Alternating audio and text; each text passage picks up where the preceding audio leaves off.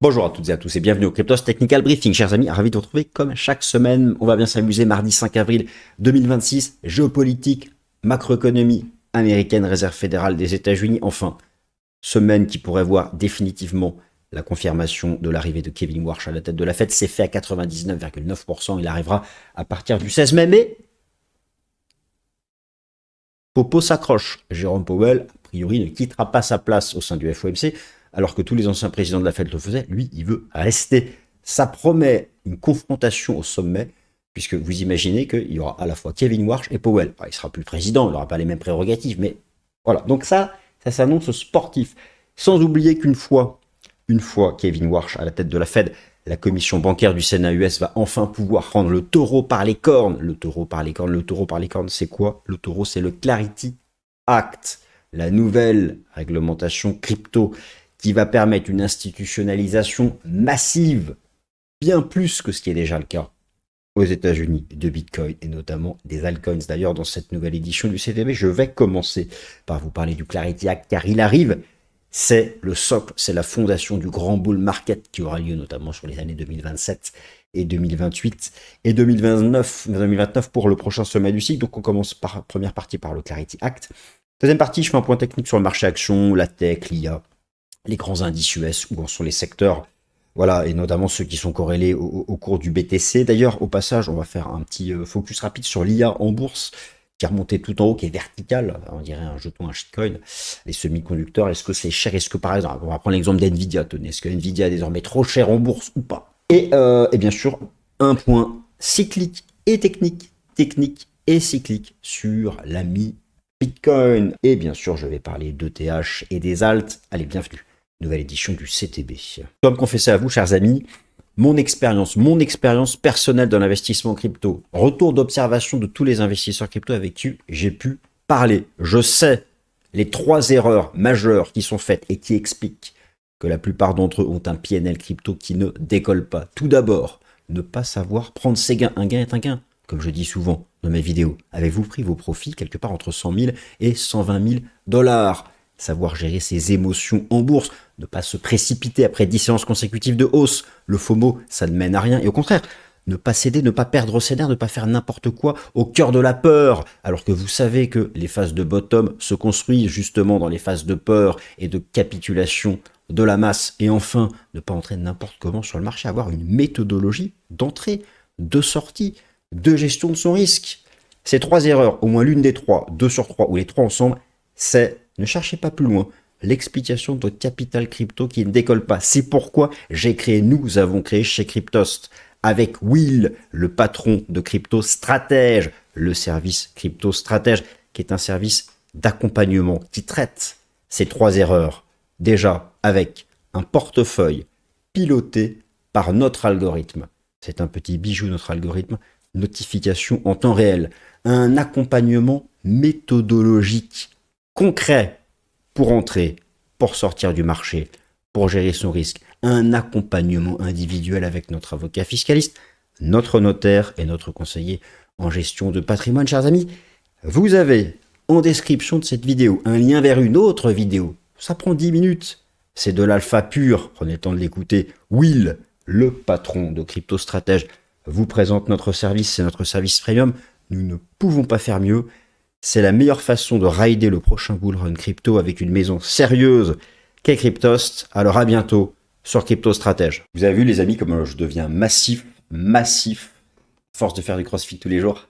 Ouais, c'est parti, on arrête les bêtises. Au passage, oui, merci d'être hyper présent, de rester avec moi dans les temps forts, dans les temps faibles. Et au passage, n'hésitez pas à utiliser la section commentaires pour indiquer la crypto que vous souhaitez que j'analyse en dernière partie de vidéo. Avant, il y avait un sondage. Maintenant, on passera par la section commentaires. Donc, lâchez-vous. Balancez tous les cryptos que vous aimez. Je pense celle qui revient le plus souvent. Allez, c'est parti en attaque. Tiens, au passage, le retour du M2. Il a été archi précis. Le M2, le fameux M2, vous savez, le M2, là, pour le coup, toujours projeté de la même façon. Hein. Donnait le bottom début février. Alors, du coup, si on le suit, ça veut dire que mi-mai, là, on est en reprise et que la reprise devrait atteindre son potentiel max mi-mai, peut-être au contact de la SMA 200, 83, 84 000 dollars. Bon, on arrive, hein, dites-vous bien une chose, hein, 83, 84 000 $, on arrive sur la frontière entre fin officielle du bear market. Ce serait alors le tout premier bear market aurait duré la même temps. Si vraiment là on a fait la fin du bear, le tout premier faut remonter à 2011 pour avoir un bear aussi court. Mais c'est quand même pas le scénario dominant. Alors même s'il y a des choses positives qui arrivent, notamment le Clarity Act, je vais en parler tout de suite, mais voilà, on arrive sur les autres frontières. Bon, ça je vais en parler pour un certain nombre de raisons. Alors commençons par le commencement, commençons par le Clarity Act. Le Clarity Act, j'en parle souvent. Pourquoi j'en parle à nouveau? Parce que la validation de Kevin Warsh à la Fed, c'est quasiment fait. Le vote en commission bancaire a été fait. Il n'y a plus qu'un vote en session plénière. Juste après, les sénateurs ont déjà commencé à bosser dessus, la commission bancaire. C'est le Clarity Act. C'est le game changer crypto. C'est l'argument, je ne vais pas vous dire l'assurance, parce qu'il ne faut jamais dire ça, mais c'est l'argument béton armé du prochain cycle bull. Alors rassurez-vous, pas de stress, hein, le prochain cycle bull, il va se développer. Le bottom, c'est cette année, et 2027-2028, pour la target finale 2029, et ça va s'appuyer sur ça, l'institutionnalisation. En fait, vous imaginez pas à quel point c'est lourd, c'est des milliards qui arrivent. Il y a déjà les ETF, vous les connaissez, il y a BlackRock. Vous savez qu'il y a Morgan Stanley, maintenant, qui a son ETF. Goldman Sachs a déposé sa demande d'ETF. Toutes les autres banques arrivent, Bank of America, etc. Derrière, eux, ils vont pitcher leurs clients. Mais surtout, le Clarity Act, c'est enfin la fin du stress réglementaire. Plus de flou juridique, plus de risque de poursuite, plus de coûts de conformité, plus rien, tout ça c'est fini, parce que le Clarity Act US, qui devrait, d'ici fin mai, début juin, être définitivement adopté par le Sénat US, c'est enfin un cadre légal pour Bitcoin et pour les alts. Ces satanés alts, qui sont en bear market depuis 2022 pour la plupart, parce que les instituts, ils y vont pas. Ça, les boîtes pouvaient se faire poursuivre par la SEC parce qu'on ne savait pas si c'était un securities ou une commodities. Du coup, elles vont être classées dans les commodities, ce qui est beaucoup plus simple. Il y a beaucoup moins d'obligations, etc. Ça va être un peu comme le gold, finalement. Donc, si vous voulez, le fait de classer la plupart des jetons en commodities et pas en SEC, c'est la fin du flou juridique. C'est donc derrière, plus de stress juridique, derrière les institutions sérieuses peuvent envisager de mettre les cryptos dans leur allocation d'actifs, ce qu'elles ne pouvaient pas faire avant à cause du stress juridique. Derrière, ça permet aussi aux émetteurs d'avancer et aux banques même de lancer leurs propres ETF ou autres produits dérivés sur les cryptos, parce qu'elles auront enfin un statut juridique.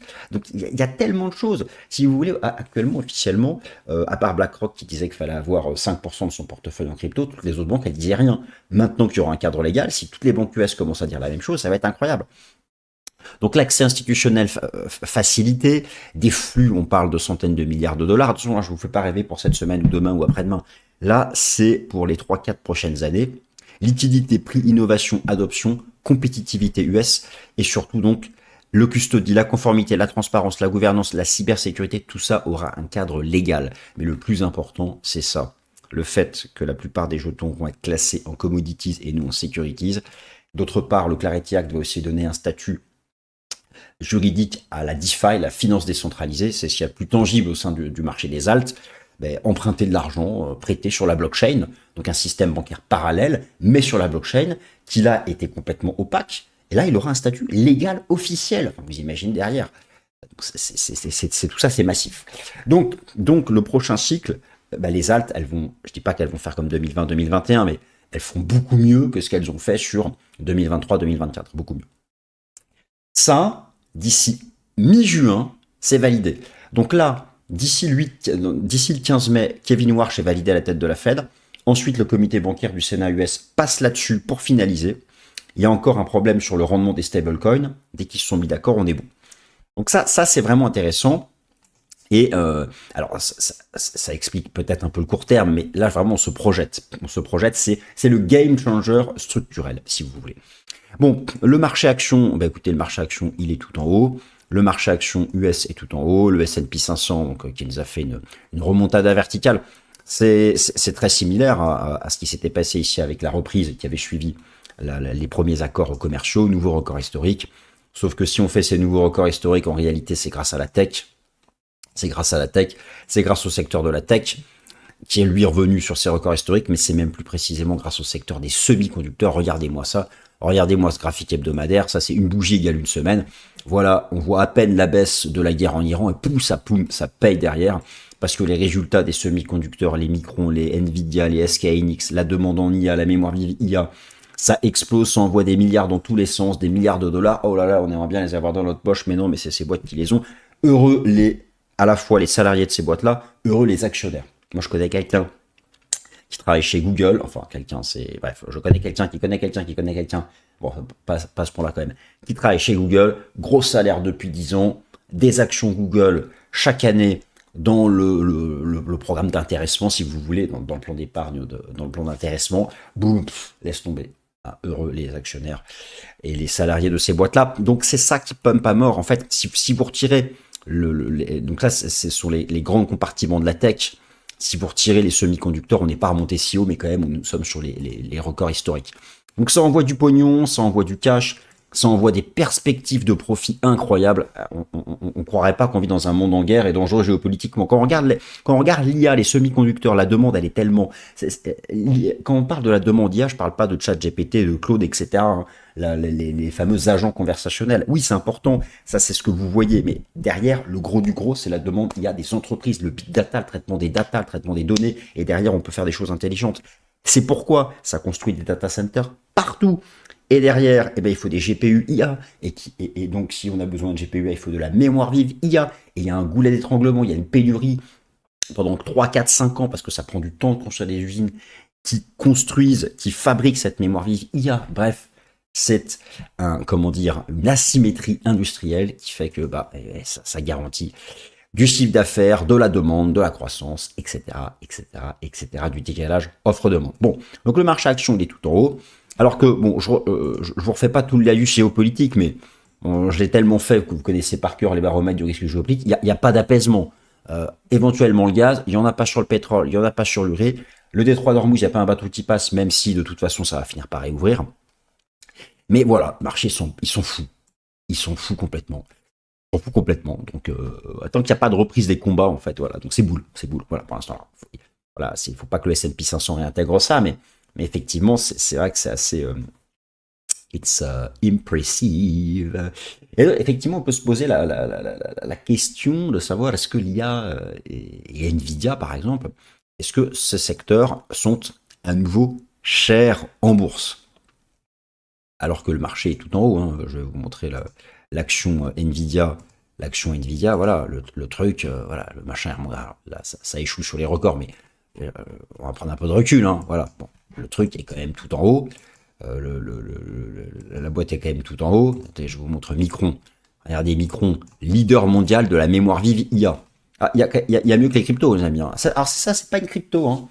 C'est Micron, ça pèse 500 milliards de dollars. C'est le leader mondial de la mémoire vive IA, qu'on appelle HBM. Voilà. Il y a 1000 fois mieux à faire sur les actions que sur les cryptos, je suis d'accord. Surtout ces trucs. Alors, quand vous voyez ça, vous vous dites, c'est trop tard, c'est mort. Je peux pas acheter, c'est beaucoup trop cher. Mais qui n'est trop, détrompez-vous, c'est pas cher. Je parle fondamentalement. Comment on valorise ça? On prend le prix en bourse et on compare aux perspectives de profit. Et ces valeurs-là, malgré le fait qu'elles soient verticales, sont encore dans le bas du tableau en termes de cherté relative. Tellement les perspectives de profit sont incroyables. C'est-à-dire, on va prendre le secteur des semi-conducteurs. On se prend le secteur, et je regarde la colonne du PE Forward, le prix en bourse comparé aux perspectives de profit. Eh bien, Nvidia n'est qu'à la 9e position, elle a un PE Forward de 17. Un PE Forward de 17, c'est rien. C'est rien du tout. Tenez, on va regarder l'ensemble du S&P 500. Tesla, c'est 160. Tesla, c'est 160. Attendez, je vais vous prendre des grosses boîtes du dos, comme ça vous allez voir. Voilà, Walmart, c'est 40. Boeing, c'est 50. Apple, c'est 30. Donc Nvidia, Micron, ils sont qu'à 15, 17. Alors que ces titres sont super hauts en bourse, eh bien, ils sont pas chers en termes de valorisation. Donc ça, effectivement, c'est l'explication principale que dès qu'il y a un choc externe, alors là, c'était la guerre commerciale, là, c'était la géopolitique, ça paye direct. Ça se précipite pour payer tant qu'il y a des perspectives de profit qui sont complètement incroyables. Et si vous regardez d'ailleurs de manière générale la valorisation du secteur tech US, vous avez là le PE classique et là le PE chiller. Donc dans les price earnings, retenez qu'il y en a 3. Il y a le PE classique, vous connaissez, prix du marché par rapport aux bénéfices des 12 derniers mois. Le PE chiller, prix du marché par rapport aux bénéfices des 10 dernières années, retraité de l'inflation, comme ça on évacue l'aspect prix. Et le PE forward, pour moi c'est c'est celui qui compte le plus, même s'il peut y avoir un côté doigt mouillé, c'est le prix du marché par rapport aux bénéfices anticipés des 12 prochains mois. Prenez les trois, on n'est pas sur les records. Il y a de l'upside partout. Donc, et le PE forward n'est pas cher. Alors que, je vous ai montré où étaient ces actions. Donc, imaginez, lorsqu'on était au bottom de fin mars, elles étaient vraiment devenues cheap, comme disent nos grands amis anglo-saxons. Un peu moins nos amis, ça dépend des périodes. Mais bon, globalement, voilà. Alors, donc, effectivement, tout ça, c'est quelque chose qui est globalement en soutien du marché. Donc oui, je vais passer à Bitcoin, mais là, si vous voulez, dans l'immédiat, dans les facteurs géopolitiques, on voit mon joli micro-ondes derrière et mon lave-vaisselle. Donc, attendez, je le cache avec ma tête. Boum, voilà. Donc, oui, vous avez la géopolitique, bien sûr, ça, c'est l'actu, c'est quotidien. Et vous savez, il y a des discussions de l'ombre à travers le canal Oman, Pakistan, etc., en vue d'aboutir à un mini-deal de réouverture du détroit d'Ormuz sans pour autant avoir un accord total sur le nucléaire. Donc il y a ça qu'il faut bien sûr toujours continuer à surveiller. Le cas qui serait compliqué, c'est reprise des hostilités directes entre Iran et États-Unis. Là, ça va dropper. Ensuite, vous avez l'aspect politique monétaire, Kevin Warsh. Normalement, Kevin Warsh, c'est cette semaine ou début de semaine prochaine et qui sera validé officiellement en tant que patron de la Fed. Et donc, dès le samedi 16 mai, c'est lui le patron de la Fed. Ce qu'on ne sait pas encore, c'est si Jérôme Powell va rester au FOMC ou pas. S'il reste, il y aura conflit, parce qu'il y aura finalement 2 présidents à la tête de la Fed, même si au fait Powell sera plus président, il gardera de l'influence. Mais on ne sait pas s'il va rester. Il y a une pression de malade pour qu'il dégage. Et ensuite, il y a l'aspect donc Clarity Act, dont je vous ai parlé pour les cryptos, qui doit arriver juste après. Clarity Act, je ne veux pas vous vendre du rêve. C'est bien sûr un argument hyper bullish pour le moyen long terme, pour le prochain cycle. Maintenant, ça garantit pas que Bitcoin ne retrace pas une dernière fois, n'aille pas faire un dernier bottom, etc. Alors justement, il faut qu'on voit les choses maintenant sur le plan technique et cyclique sur notre ami BTC. Déjà, pourquoi est-ce qu'on se reprend? C'est le short squeeze. Je crois que ça fait maintenant 3 semaines, un mois que dans chacun de mes CTB, je parle du short squeeze. C'est ce qui s'est passé. Le short squeeze doit être différencié de la fin du bear. Donc, je m'explique. Là, vous reconnaissez la courbe de Bitcoin en blanc. Regardez la courbe de Bitcoin depuis octobre dernier. La chute, l'orange, la chute, et là, notre reprise. Donc, vous reconnaissez ça, vous reconnaissez ça. La chute, 126K, l'orange, la chute, et donc là, tout le monde voyait le même range, tout le monde voyait le drop à 50K. Ça n'a pas eu lieu. Pourquoi? Par un processus de positionnement. Vous avez en vert les données de funding. L'histogramme vert, le funding, c'est les positions longues. Retenez ça, je simplifie à mort. Là, ce sont les frais de financement sur les contrats futurs perpétuels. Mais vous ne prenez pas la tête. L'histogramme, quand il est vert, ça veut dire que ça paye. Sous zéro, ça short à mort. Regardez dans l'orange fin janvier, ça payait à mort. Quand ça paye à mort, le marché contrarien prend les stops des longs. Et là, depuis un mois, non seulement ça paye pas, mais ça short à mort. Et des positions short comme ça, la dernière fois qu'on les a vues, c'était fin 2022, faillite d'FTX, fin d'Uber. Boum, qu'est-ce qui se passe? Ça liquide. Et ben là, regardez, ça liquide des positions short. Donc ce que je veux dire par là, et d'ailleurs c'est la même chose sur ETH. Sur ETH, ça se reprend aussi un peu moins parce qu'il y a aussi des longs. Mais il y a un max de short sur ETH. Vous connaissez la courbe d'ETH depuis octobre dernier. Par rapport au range de janvier, ce range-là, il y a quand même il y a des shorts. Là, il n'y avait pas de short. Là, il y a un max de short à effet de levier. Je parle pas du short de sport, je parle des positions short, des positions vendeuses. Donc, voilà. Alors, donc cette reprise-là, c'est le short squeeze. C'est pas non plus c'est pas des achats offensifs. Alors, si il y en a sur les ETF, effectivement, depuis le début du conflit, c'est surprenant. Les inflows qu'il y a sur les ETF Bitcoin Spot US, et ça montre un positionnement institutionnel. C'est vrai que Bitcoin là a dépassé le prix réalisé court terme en analyse qui est à 79 000 dans tous les bears du passé. Jamais, très peu longtemps, on dépassait le prix réalisé court terme en analyse on-chain. De toute façon, c'est pas à jour, hein, c'est 78 là, mais on est maintenant au-dessus. Donc là, on arrive, si vous voulez, à decision time. On arrive à la frontière. Il va falloir faire le choix entre définitivement acter que le bear est fini ou, eh bien, en fait, on construit encore le bear. Le choix, c'est quoi? Tous les bears du passé ont échoué à la SMA 200. Dans tous les bears du passé, prenez par exemple l'ancien bear ici, voilà, c'était archi propre. Le rebond à la SMA 200 et on est reparti. Par contre, quand on la refranchit pour de bon et qu'elle change de pente, c'est la fin officielle du bear. De la même façon, si vous vous mettez en données hebdomadaires système Ishimoku, la Kijun, je les ai tous repris. Tous les bears du passé étaient couverts par la Kijun Weekly. tous les bears du passé étaient couverts par la Kijun Weekly, et je reviens ici sur mon graphe H4 où j'ai mis la Kijun Weekly, elle est à 83,5, 83,5, et vous avez là la résistance des 85. Donc 83, 84, ce sera decision time, frontière. 83, 84, on rejette, c'est fini. C'était juste un short squeeze et on continue de construire le bear. Peut-être qu'on fera donc ça, on rejette et on va venir refaire un double bottom plus tard sur 60K et vraiment définitivement la fin du bear. Où on expose tout ça, on refranchit ça et c'est officiellement la fin du bear. Franchir la Kijun Weekly, franchir la SMA 200, c'est officiellement la fin du bear. Me direz-vous, ça colle pas en temps et en prix. Alors, en prix, j'ai déjà eu l'occasion de vous montrer que ça collait selon certains indicateurs techniques, notamment l'incroyable et déroutante efficacité du RSI Weekly, ça je vous en ai déjà parlé, ou encore l'incroyable et déroutante efficacité du Bitcoin Cost of Production, qui là nous refait la même en fait. Alors là c'est dingue parce que on est ressorti. C'était à chaque fois les signaux de fin de bear. Donc alors, ça peut être retest, mais c'est assez bluffant. Donc effectivement, donc voilà. Attention, pour l'instant on est encore sous la SMA 200. On est sous on va voir déjà la SMA 200. On va voir déjà ce qui se passe avec la SMA 200. Là, ce sont les moyennes mobiles, exponentielles. Pour l'instant, c'est du short squeeze. Alors après, me direz-vous, mais on n'a pas atteint les objectifs habituels de bear market, qui étaient autour des 50K. Rappelez-vous tous les modèles on-chain que je vous ai montrés. Il peut y avoir une explication à ça, c'est que rappelez-vous, l'ancien bull run n'avait pas atteint les moyennes de top de cycle historique. Donc finalement, il peut y avoir un raisonnement de dire que comme l'ancien bull run n'avait pas atteint, souvenez-vous, au T4 de l'année dernière, ce qu'on pouvait attendre de lui, eh bien finalement, du coup, c'est un petit bear. Comme on n'a pas eu un gros bull, alors gros bull, bien sûr, je parle gros bull run, gros bull market, et pas ce à quoi vous avez sûrement pensé, eh bien, je me fais... putain, comment j'ai pu sortir ça? Donc comme on n'a pas eu un gros bull market au T4 de l'année dernière, eh bien, du coup, ça peut coller qu'un petit bear.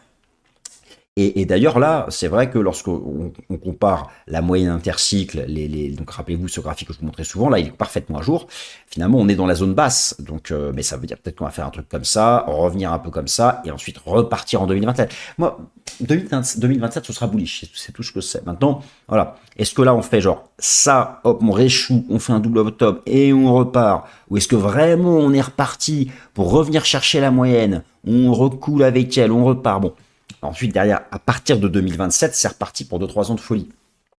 Mais effectivement, il pourrait y avoir l'explication du fait que si on n'a pas fait un T4 de malade, c'est peut-être pour ça qu'on fait un petit bear. Alors, un petit bear, est-ce que ça colle en durée? Vous savez, là, nous sommes à 211 jours depuis le début du bear market.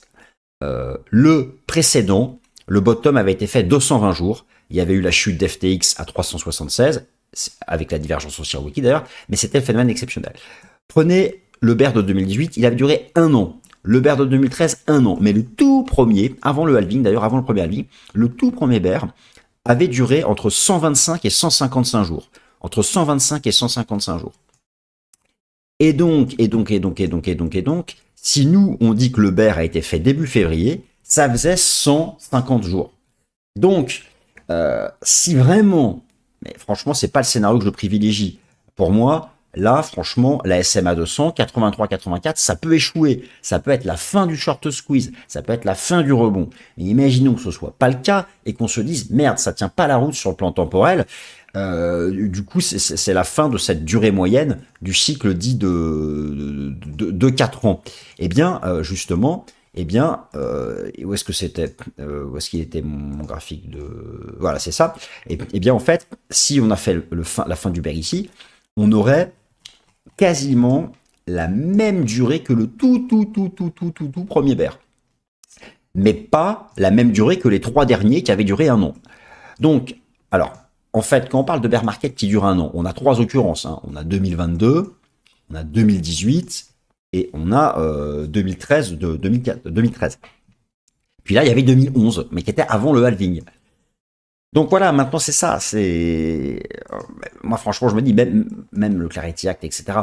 Après, quand on regarde je vous ai montré tout à l'heure le M2. Quand on regarde le M2, ça nous dit que ça rebondit jusqu'à mi-mai avant d'échouer. Donc là, ce qui est aussi possible. ce qui est tout à fait possible, c'est que jusqu'à mi-mai, on aille chercher 83, 84 et qu'on échoue et qu'on aille retracer pour aller faire un bottom de bear un peu plus en accord avec les durées moyennes des 3 derniers. Bon, enfin, vous voyez, c'est... En tout cas, decision time, on arrive sur des points clés. Le RSI weekly à 50. De toute l'histoire de Bitcoin, il n'y a pas une exception. Le redépassement du 50 weekly, c'était la fin du bear. Là, on est dessus, donc c'est decision time. Decision time, et c'est surtout la SMA 200. La SMA 200, la Kijun weekly. La SMA 200, elles sont au même niveau, elles sont à 83, 84. Donc là, on va voir. Et c'est franchement, ça peut tout à fait échouer ici. Ça peut tout à fait échouer ici. En tout cas, là, pour le moment, c'est un processus de short squeeze. Et moi, je surveille ça tous les jours. C'est vrai que tant que je vois un max de position short à effet de levier, et c'est encore le cas ce matin, je me dis, bon, le truc peut chasser un peu plus haut. Le machin peut chasser un peu plus haut. Voilà, et donc pour ETH, où elle est ma petite ETH, elle est là. Pour ETH, bah, c'est la même chose en fait. Donc bon, je vous refais pas le topo que le marché est dans une zone basse, on sait très bien. Bon, il a retracé 78,6 de un peu quasiment 78,6.